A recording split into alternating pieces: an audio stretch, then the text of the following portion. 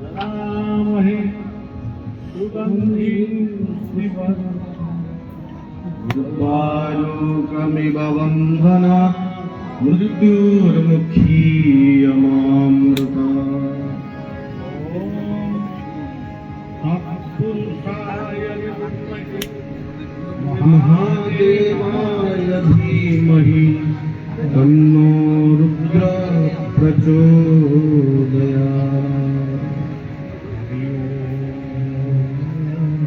नमः शिवाय।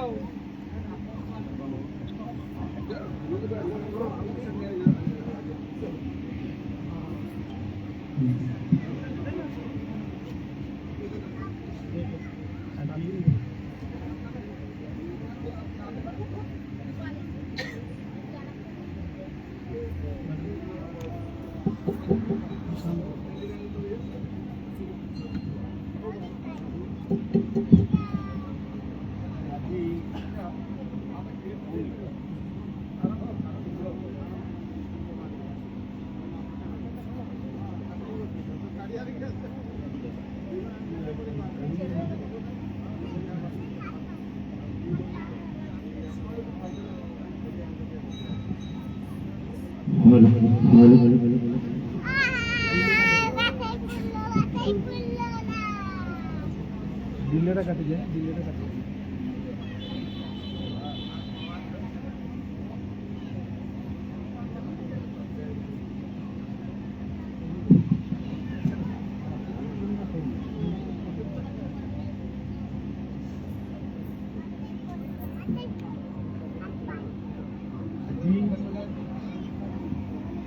पवित्र जागर अमावास शिवंकर उपासनार रात्रि होची आजिर शुभरा। आज भारतवर्षर सनातनी हिंदुमानंकर आराध्य शिव मंदिर जागर दीप अखंड दीप जले। तार उद्देश्य था अज्ञान रूपक अंधकार दूर कर ज्ञानालोक प्राप्त हवा ये हूँ दीप प्रज्वलन उद्देश्य। अज्ञान अंधकार को आज अज्ञान सहित समान करा। अज्ञान अंधकार भितर प्रत्येक वर्ष जागर दीप जागर ओषा पालित हुए। जितेबाला अंचल कौन मंदिर नाला जितेबाला आमर आज सन्धार शिव कृपा लाभ 20-22 वर्ष तले सहित बड़ कथा हुए उत्साह दबा बड़ ये अंचल आमको समस्त अपरिचित थे किसी लोक परिचय तेणु ता भितर आम सुदाम बाबू को ये परिवेश संपर्क में आदिवासी परिवेश संपर्क तार तीनोटी देवता को से पूजा करते कर मारांग गुरु धर्मदेव जान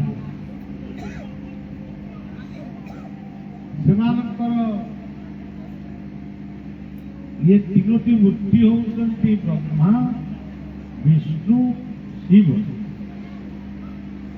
यही तीन मूर्ति होती बलभद्र जगन्नाथ और सुभद्रा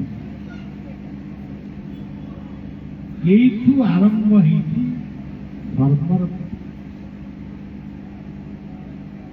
तो परवर्ती समय सनातन धर्म तार काया विस्तार करते किंतु मूल कथाटी साधना धर्म भितर आज आम शिशु अनंतर पवित्र आश्रम अलिलोरे साधना धर्मर मंदिरटी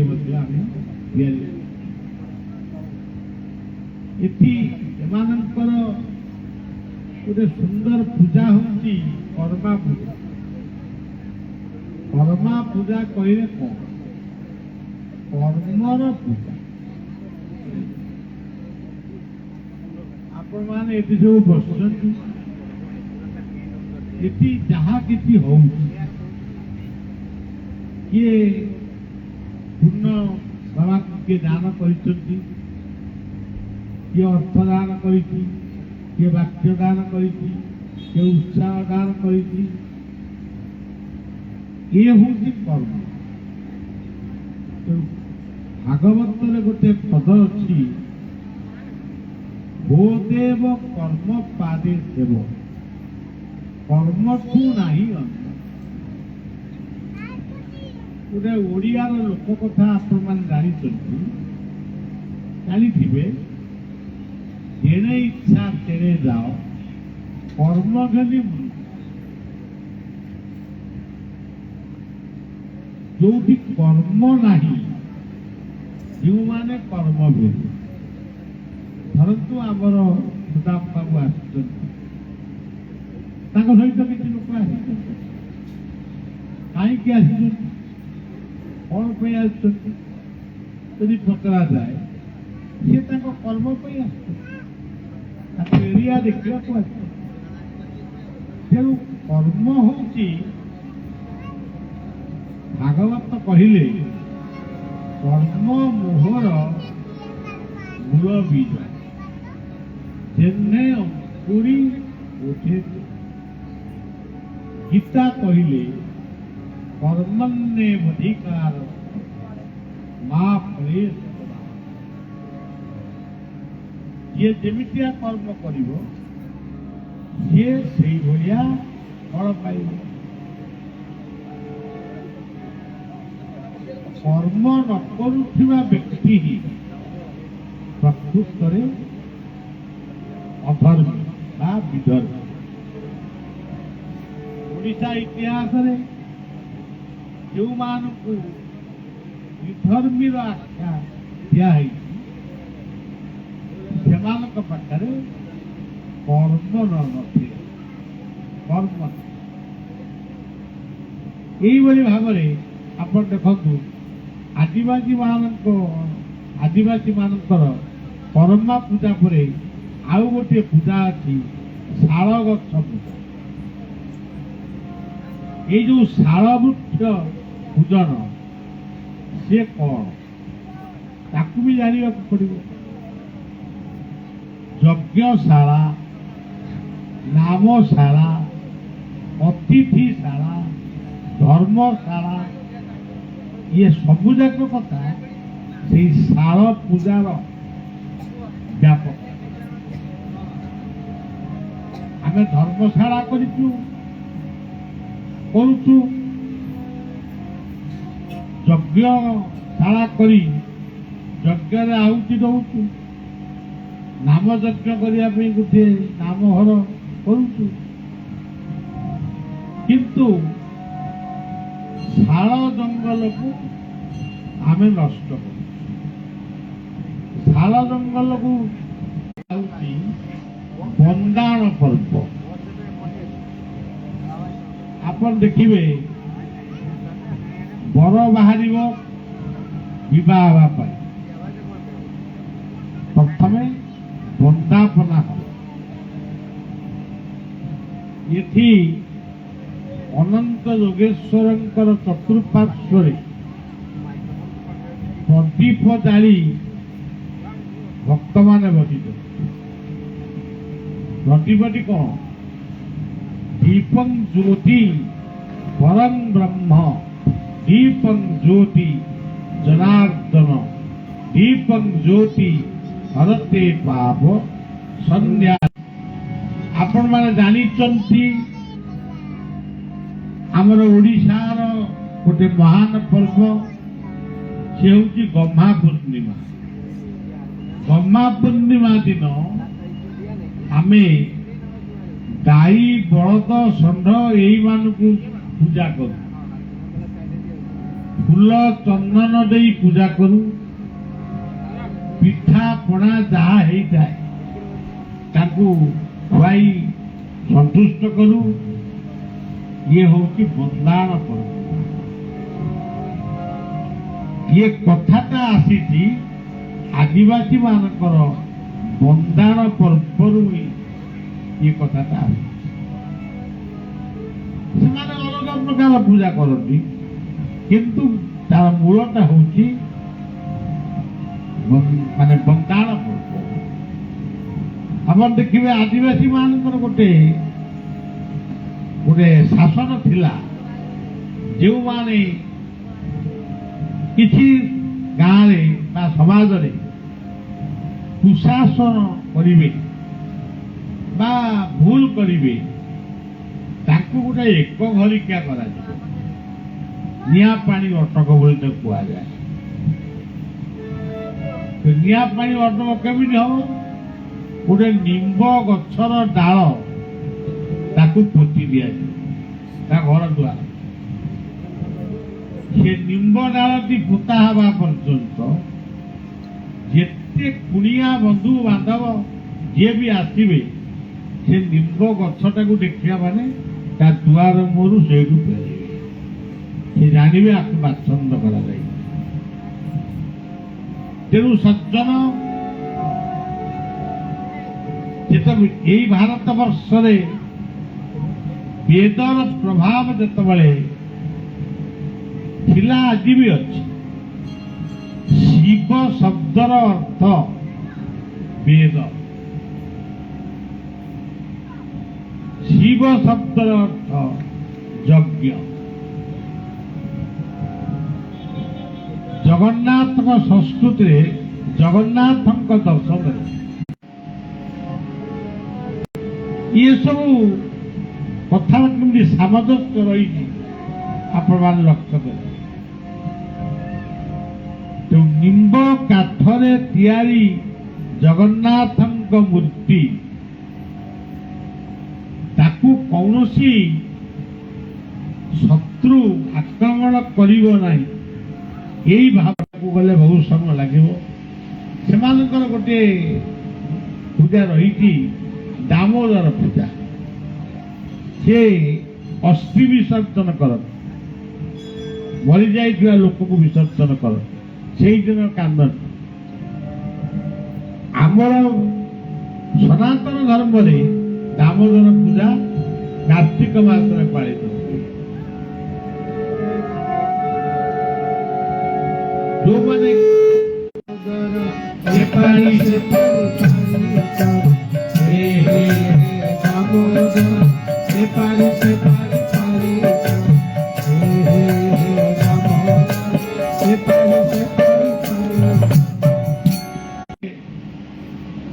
ବଡ଼ ଭାଇକୁ ଆଗ ସମ୍ମାନ ଦିଆହଉଛି।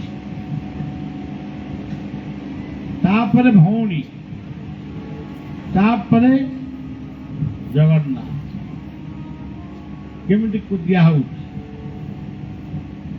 ଆଗେ ଚାଲେ ବଳଭଦ୍ର, ପଛେ ଚାଲ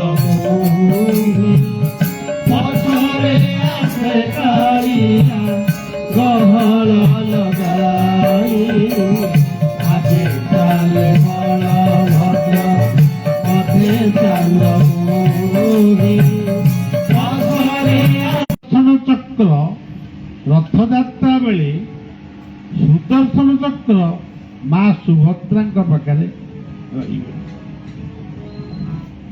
ତାମାନେ ଏ ହଉଛି ମା ଭଉଣୀର ରକ୍ଷା କବଚ।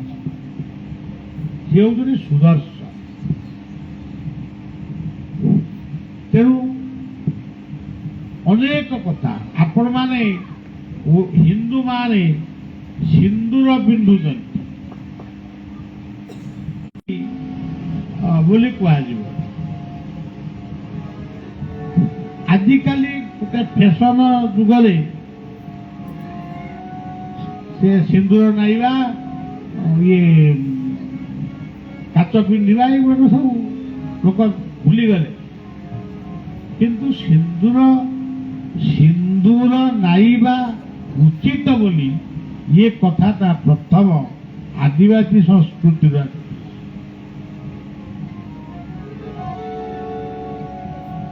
ଜୁଆଙ୍ଗ ମାନଙ୍କର, ଆଦିବାସୀ ସମ୍ପ୍ରଦାୟ ଜୁଆଙ୍ଗ ମାନଙ୍କ ପାଖକୁ ଯେତେବେଳେ ମୁଁ ଯାଇଥିଲି, ଗୋଟେ ସମୟ ଥିଲା ମୁଁ ବୁଲି ବୁଲି ଆଦିବାସୀ ମାନଙ୍କର ଅନେକ କଥାକୁ ମୁଁ ସଂଗ୍ରହ କରୁଛି। ଜୁଆଙ୍ଗ ମାନଙ୍କର ଥିଲା, ଯିଏ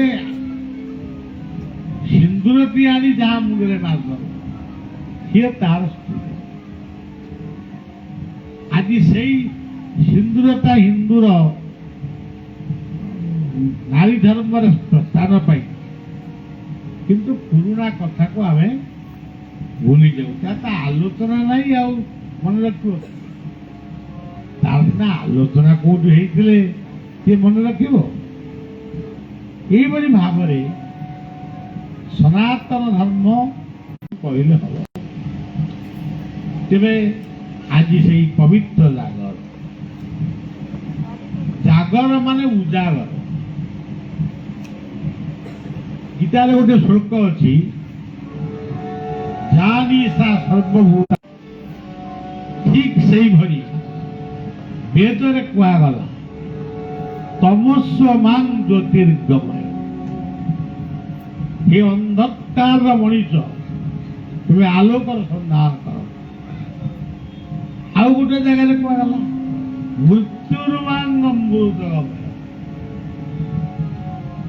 ମରଣଶୀଳ ମଣିଷ, ତୁମେ ଅମୃତ ପାନ କର। କାଲି ଆମେ ଯାଇଥିଲୁ